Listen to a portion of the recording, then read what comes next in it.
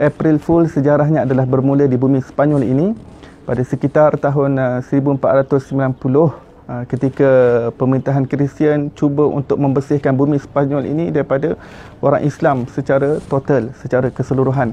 Maka mereka mengumumkan kepada seluruh keluarga Islam untuk kumpulkan barangan mereka bahawa kapal-kapal sudah menunggu mereka di tepi laut untuk membawa mereka keluar daripada negara ini. Maka mereka pun keluar bersama dengan anak mereka, bersama dengan wanita, bersama dengan orang tua. Apabila tiba sampai di pelabuhan, mereka telah membakar kapal. Sebahagian daripada mereka telah masuk ke dalam kapal.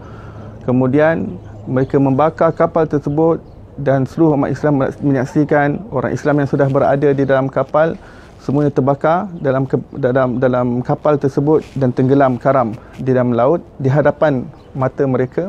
Dan mereka yang tertinggal saki-baki di atas pelabuhan dan di pesisiran pantai dibunuh dan disembelih secara kejam.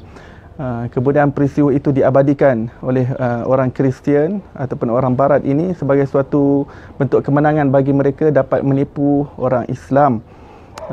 Dan setiap tahun pada 1 April, sekarang ini kita dalam bulan Mac, bulan depan, bulan April, mereka akan menyambut April Fool. Maka kita sebagai orang Islam sedikit sebanyak hendaklah kita mengetahui sejarah April Fool ini, sehingga kita tidak mengamalkan apa yang diamalkan oleh mereka, kerana ianya mempunyai satu sejarah yang amat mengguris dan juga menyayat hati umat Islam keseluruhannya.